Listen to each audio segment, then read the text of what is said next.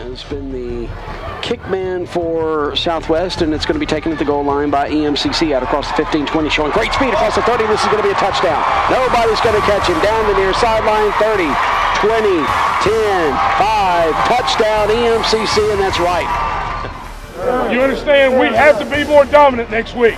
We got to get better play. O-line, D-line, everybody. We got to get better play. It starts Sunday night. A lot of it is instinct, but are there any thoughts that go through your head when you see that clean shot to the quarterback and you're like, I'm about to nail this guy? Yeah, it's like a boost or something, like just energizes you to get there. You know what I'm saying? Like it's fun. So, how do you feel that you have the same number of touchdowns this year as Ronald Ollie? As Ronald Ollie. I don't know. I congratulate him on that. I don't think that would last too long though, but yeah, I don't think it would go too further. But I congratulate Ollie on that. Congratulations.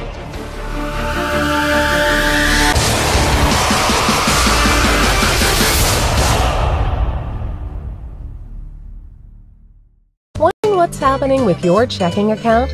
Don't worry. With the new e-alert service from the Citizens Bank, you'll never have to think about it again. For only 99 cents per month, our e-alert service will send you a notification by email every time your debit card is used for purchases, pre-authorizations, or ATM transactions. Staying informed about your accounts can help defend you against fraud and identity theft. Call or come by the Citizens Bank today and find out how e-alert can put your mind at ease.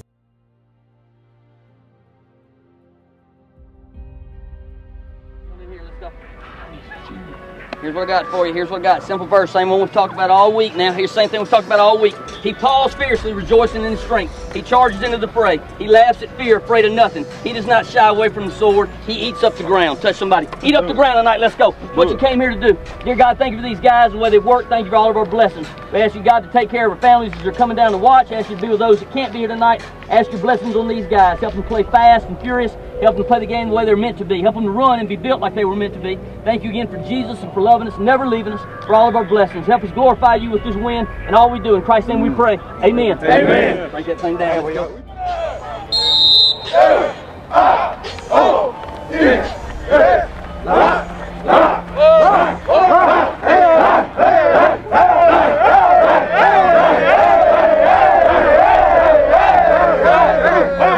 Blood, McGregor! Give him! Blood, McGregor! Give him! What's that now? What's that now? What's that now? What's that now? Give him! Somebody like jump!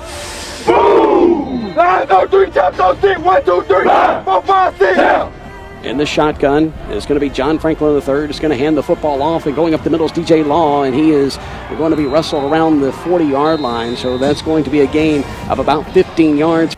Roberts with 5 wide again, back to pass, looking, rolls to the right, now going to tuck it and keep it himself. He may have the first down and does, as he does it slide around the 30-yard line, and he's hit hard around the 31. 2 to the right, Roberts raises his left leg, now back to pass, great protection, fires it deep down the middle of the field. He has right, caught at the 25, inside the 20, 10, 5, touchdown, EMCC. And the Lions take the lead 6-0 with 4:21 on the clock. Well, that's the thing that Roberts gives you, the ability to stand in the pocket, to maintain composure, and on that particular play, to put one on the money. The play clock, that is, tick under 10. It's the 6, and now here's the snap. Going to leave it with Lee. Fumbles the football, and there's a scramble for it at the 18-yard line. Who has it? EMCC says they do what they do. EMCC will come up with a huge fumble recovery there. Twins near side, empty backfield. The snap with 9 on the play clock. Here's pressure from up the middle. Here's floating it over the middle. Touchdown, EMCC! And making the reception is DJ Law. Well, and there was some serious pressure coming up the middle. Roberts just stood in there and delivered the pass. Kruzik in the shotgun, high snap, pulls it down, right arm, play action, fires it over the middle, and is batted up and intercepted by EMCC. Coming out across 25, 30, near sideline, 40, 45, and making one man miss around the 50-yard line, but they're going to say he stepped out of bounds. That's how you step up! Ball left hash, trips near side. Roberts looks left, looks over the middle of the field, dumps it, has a man wide open, and what a great one-handed grab at the 30-yard line. Oh my goodness gracious, is that Brooks? Is that Brooks Shannon? Now to attempt this one. For EMCC, it's high, and it's end over end, and it's good, and we're tied at 17 apiece. And that's Grayson Pontius with a 26-yard field goal. 11:51, 11:50 clock rolling. Kruzik high snap, pulls it down, has pressure up the middle, and he is going to be sacked back at the 35-yard line. Christmas is the man who got back there. Their own 48 for EMCC. Ball near hash, moving right to left. Roberts pump fake near side, and now fires it near side, and it's caught. And getting inside the 30 and stumbling down to the 25-yard line is Corey Davis. To the left, one wide receiver near side. Ball near hash. EMCC showing pressure. Here they come. Up the middle. They're going to hit him and sack him inside the 35. Well, they came with a blitz, and it worked. It's by Robinson. Twins either side on the snap. Roberts back to pass. Throws it over the middle. He has a man, and it's caught. He's going to walk into the end zone. 10-5. Touchdown, EMCC. And the Lions have broken the tie with 2:42 remaining. Yeah, and that's Robinson again. They connected on the last play. Roberts goes right back to him. The 25-game win streak has been broken by EMCC. Co-Lin breaks it. They're the last team to have defeated EMCC. And they now beat them here at home. And they're the first team to beat EMCC since 2012. Number 4 upsets number 1, 31-24 here in Wessel. We had chances to win this game. It should have never come down to this. So now, what you got to do is go back home, get on that bus. Hey, I don't want to hear no, pouting, whining, sulking. It's a ball game. It's over. Now we got to get ready for the next one. The great thing about it is, if you want to play them again, keep winning. You want to play that bunch again? Do you? Do you? Yeah. And by God, keep winning. And come in Sunday prepared to get better. Prepared to get better. Everybody get in. We're going to do this together. We're a team. Lions on 3, champions on 6. 1, 2, 3, 4, 5, 6. Let's go. Get off field.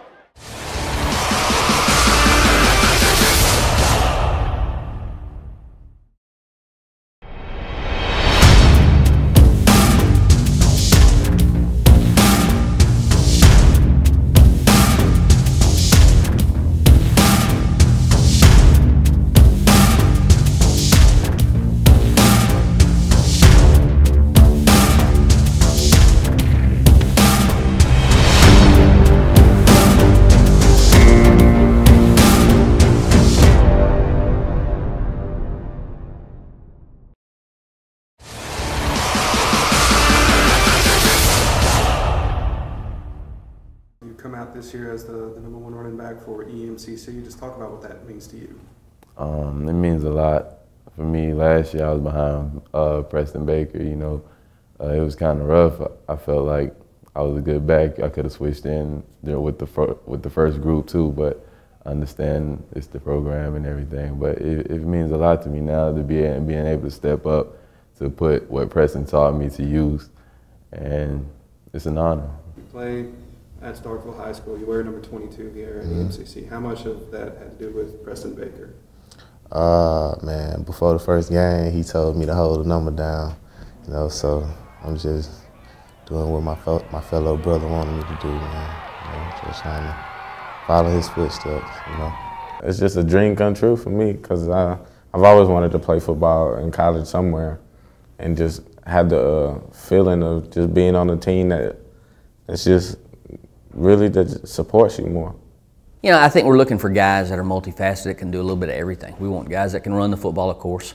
We also need guys that can step up and block, and sharp guys that can understand pressure and where it's coming from. And our guys have done a really good job of that over the last few years, being able to sift it out and kind of sort the deal out. And it's been big as far as our pass protection. The other thing is they've got to be guys that can flex out and be able to catch the ball. The big thing with us, if we can keep one guy on the field and not have to substitute, it won't allow the defense to substitute either. So it keeps us going forward with our tempo. That's big for us. There's a couple plays I call Coach Wood the wizard, 4th and 21, the guy who come up with a first down, he's a genius. They call him plays, And a couple plays that I know that he calls, and I can just look at the defense and I was like, okay, he's excellent at what he do. Because I know it's gonna be a big play or a big game. Oh man, Coach Wood's a wonderful coach. He's like a second dad to me. He's respectful, trustworthy and all that. He's a good man. Coach Wood's great, man. He's a really good coach, and I think he has the ability to coach D1 level higher than that, NFL. But Coach Wood's great, and so are the rest of the coaches. DJ Law. It's dynamic. He's an explosive player that does great things with the ball in his hands. Jock Horsling. Strong, physical runner. Gives you kind of a sense of what we had when we had Ken a couple years back. Powerful guy, runs well between the tackles. Athletic enough to get outside and damage you as well, though. Isaiah Wright. Similar to DJ. Again, dynamic, explosive guy. Has the ability when we brought him in here to be a receiver, and then we moved him back into the backfield because we just wanted to make sure he got enough touches. Same type of guy, though. Really explosive. Me being from Florida, I've never heard of a place called School, Mississippi. You know, trees. A city boy. Trees, Mississippi country life. You know. And I never heard of it, and it was a big choice, you know, leave home, nothing like home. But I know it's something I had to do, something I wanted to do for the love of the game. I had to go. Scuba, favorite thing about scuba, I want to say the meals, man, the meals. Yeah, sometimes we have a fourth meal. I can't get enough of that. Oh my goodness, it was surprising because from looking at it from the stands and being on the field is two different things. Like you can always support somebody off the field, but when you become into the action, it's more exciting. DJ being one of the experienced guys here, how has he stepped up as a leader for not just the other running backs, but for the team around him? I think his work ethic. I think it starts back into the summer and his work ethic from not just the summer, but even into the spring. The way he carried himself. You know, he's really grown in strides in that area. I think just what he brings to the table there with his work ethic, he's always had the ability. There's never been any doubt with that. But now when you start putting the talent to work, I think it changes the whole game. The Lion way is during the summer, I would let them in the weight room if they get tired. You know, I tell them, come on, push it. You gotta lift heavier, run harder, and you know I always stayed on them. And when it's time, like during we would run plays, and I give them reps. I give them like a little extra reps than me because I would already know exactly what to do. So I give them an extra rep so they already know. It's been great, man. It's been, you know, fast-paced game. I'm just trying to learn, you know, to continue to play my part, you know, and do what the coaches expect me to do. Oh, I'm adjusted well, man. I'm kind of like all-around guy. Can run it, can catch it, and you have to block too. Yeah, so I kind of fit in perfect with the program they put together.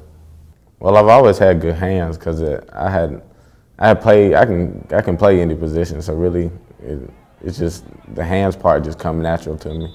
And then the running back, I played running back when I was like little. So I guess that just came back. Lighthearted, three clowns. They enjoy each other. They have a good time. They bounce around. Practice is fun for them. So that it's not really when I say their talent is put to work, they are working hard, but they enjoy what they do. So it's not really a job for them. It's something they enjoy doing. And I think that's good, and I think it carries over to other players. I think they see it. I think they see their humor and the way they carry on, and they do. They're a fun group to be around. I know Coach Wilk has a good time with them, and they enjoy being with him, so just a unique deal.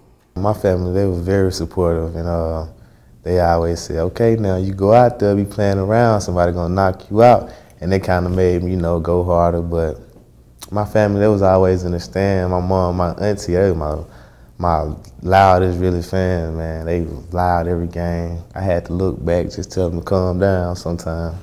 But, you know, that's what it was. All right, we've seen you after touchdowns and before the game, you know, signal the big rig driver.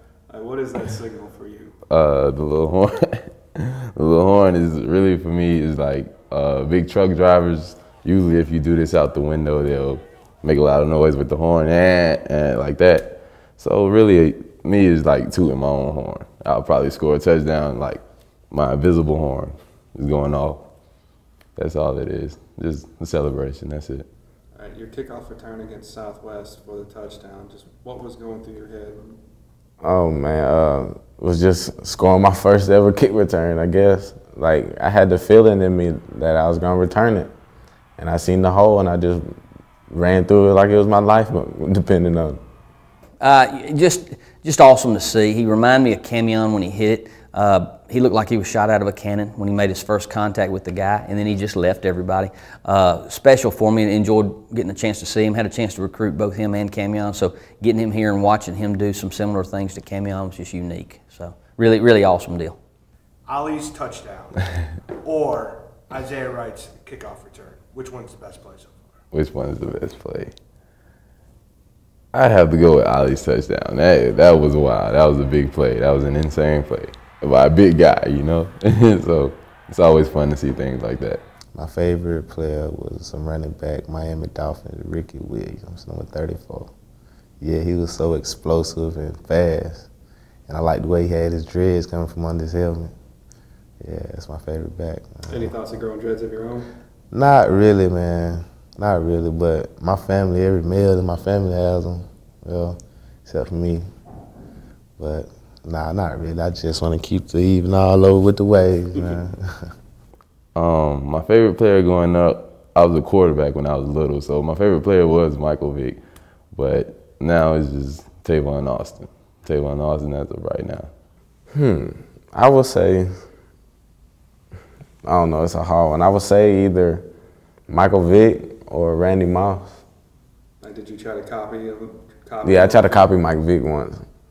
I actually tried to copy him when I was high school year, when I was at Florence. Just always ran the ball when I was at quarterback.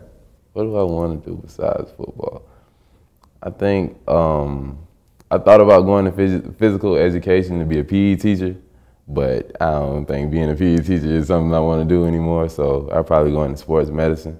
I want to further my education, and one of my dreams was when I'm done playing ball, I want to help out people who didn't have a chance, you know, don't have a chance, people who don't have clothes, people who don't have food and a shelter to live. You know, that's kind of was my dream too. Well, if football don't work out, I'll just probably, because I'm majoring in communication. So I'm really not sure. Probably just either if I don't really like communication that much, I'll probably just go into astronomy because I always love looking up at the stars at night. Don't give up hope. It's always hope. JUCO isn't really that bad. Maybe you can just look in the mirror, look at yourself, and figure out if you're ready for the D1 level or if you're mature enough for the D1 level, or did you do what you had to do to be on the D1 level, and that maybe the JUCO will help you realize that, okay, this is serious, you have to get your stuff together, you have to be organized and stuff like that. And it can probably just I'll say it'll prep you up for the D1 level.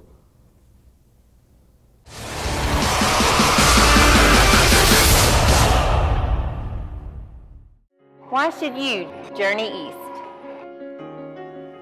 Tuition guarantee for all in-district graduating seniors.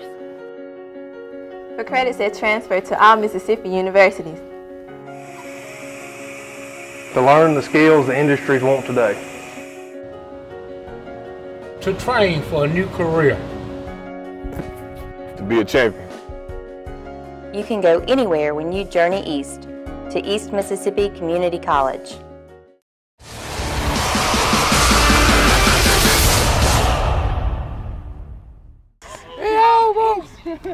Oh, wait, watch it. He think he know what he doing.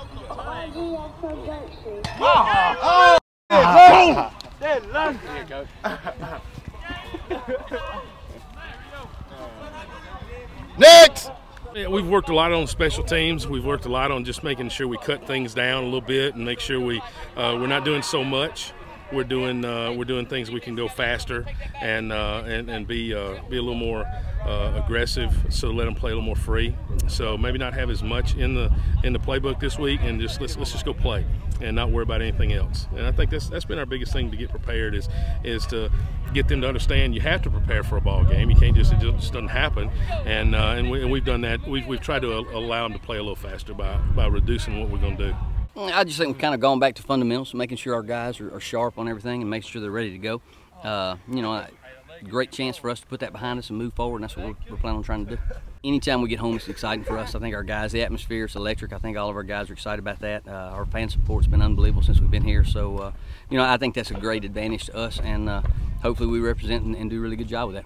It's always good to play at home, and we've only lost one here, and since we built the stadium, so we want to keep that going, and so you know, our big thing is just, you know, play hard in front of them, in front of the home crowd, and make them proud, and that's all we really want to do is and make sure our guys stay humble and keep working to be 1-0 at the end of each week.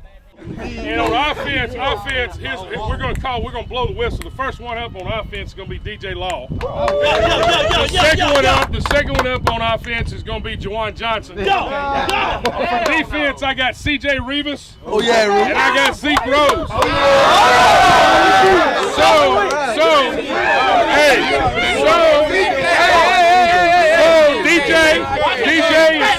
DJ and CJ are in the ring. You're dancing all night.